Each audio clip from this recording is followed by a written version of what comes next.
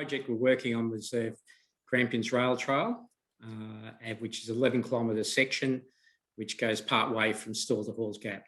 Firstly, obviously scoped out what the cost and the things we needed to do for the grant, and what it does, it put it above the $5,000 figure, which is a difficult number because most grants, community grants and things, usually will have $5,000 and don't require any in-kind. So that was the first thing. It actually put us out of most of the community-based grants, and it puts you into that gap, like anything above $5,000. And I mean, this grant came in at a bit over $9,000.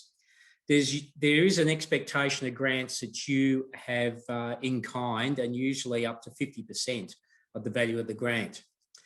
Now that became problematic because a lot of the funding is required to actually get all the digital links so that it can go onto the ESTA system, the Emergency Services System, and so there's all that technical stuff, and that makes up a large portion of the funding. What's remaining was posts and the actual plates which go onto the posts. So even with our funding, most generously, we couldn't. I think we only reached less than 20% of in-kind for the actual grant itself. There was just nothing else to do. I mean, we would install the post, we would make the various bits and pieces, and we would project manage it and all that. And it came to less than 20%. So that presents quite a problem because, like I say, grants would expect that you have 50% in kind. So that was the first thing. So we knew what sort of grant we'd probably be looking at. Then the next thing I did was actually search for what would be where you would expect this sort of project to fit into a grant. And so emergency services, you'd think it might fit into that. No, it doesn't. Most of the emergency services stuff it has a totally different brief altogether. So it doesn't fit into that. Then you would look at say, sports, because this is to do with a rail trail, so therefore it's a recreational activity-based project. And you would think that would probably fall into that, but it doesn't. And most of those grants would provide things such as if your clubhouse was flooded or your equipment got burnt and that sort of thing. So the sport and recreation stuff doesn't fit either. And it took me a little while to think about this because at the moment, most of the emergency marker signed setup is done by local government or by government instrumentalities. And we're a community group. And so I don't know how many community groups actually have actually set this up, but we really needed to do it. We're running and managing a rail trail for the community, for the public, and there's an expectation that we're actually providing a safe experience for people. And so this became quite important. So what did we have? We had a grant amount where you needed to have a lot of in-kind. We didn't have, and most of the grants out there didn't have it. So you're either looking to a philanthropic fund or another fund. And the one we chose was the Foundation for Regional and Rural Renewal, FRRR fund. And they did have a category in there which was about community, and that seemed to be a reasonable fit. We didn't really explore other philanthropic because most of those, again, don't fit. You know, most of them are looking for other on-ground outcomes or, it's community development, crime alleviation, kids at risk, that sort of thing. Whereas what we wanted was a project to put the emergency markers in to make our bit of infrastructure safe. So that's why we ended up with the FRRR. From there, I put together the grant application, and I've done a lot of grants, so I sort of have a reasonable idea about how to present the information. But one of the key things that we actually had is we actually had a history of an accident that actually happened on our rail trail years ago. And so we could actually quote that, and we had a letter from one of the people that was at the incident, And so we actually had a real-time example of why we needed these emergency markers.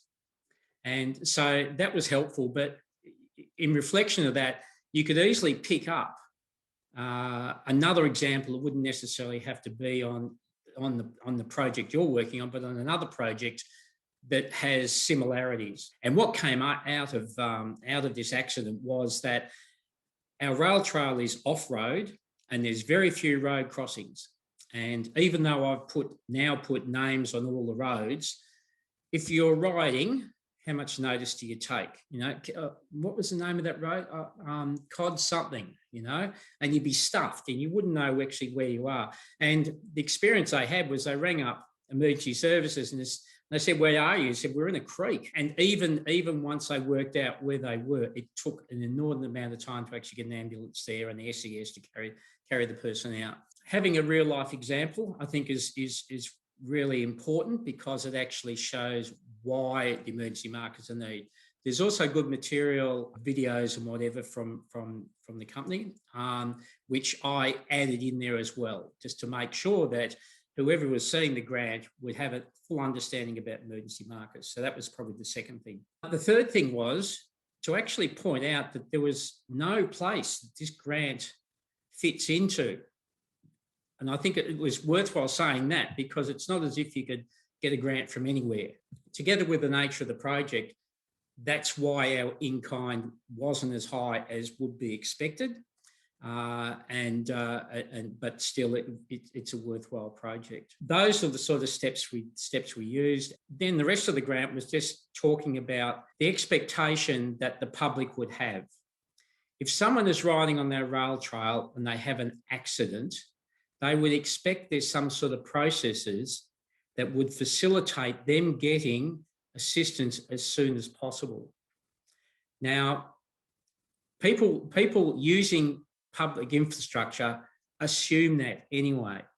So you really do need to have it, and you need to have it in a format such as these emergency markers that is easy for people to do. Having road signs where I had the road signs, guess what? It probably is not going to make a difference, you know, because you have to be able to remember it. Looking on your Google Maps or whatever will not help either, because not only is your location somewhat hard to find, particularly if it's off-road, you look like you're in the middle of a paddock. It's getting access to that point that becomes the next critical thing. If we've got an 11-kilometre rail trail, and there's locations there that would take a 3-kilometre detour to get to that person. Now, without that information, emergency services are going to be really, really stuck to get there in time. The other thing which followed from that, there is a human dimension to this. The people in emergency services really try to do the best they can, and they're pretty hard on themselves when things don't go right.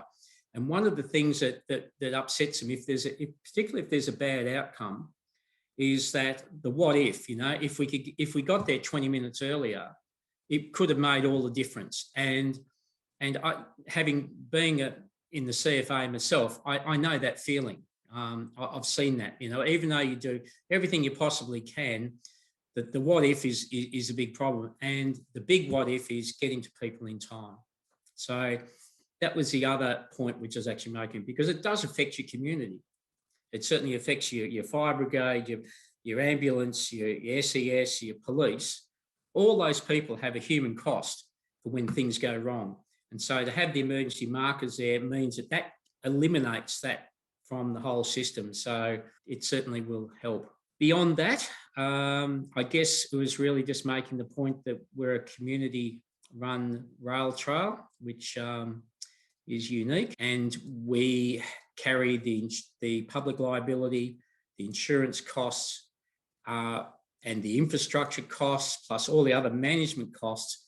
And we really do need to be seen to be doing everything possible to make it safe for the community. This became a very necessary item. And fortunately, we got the grant.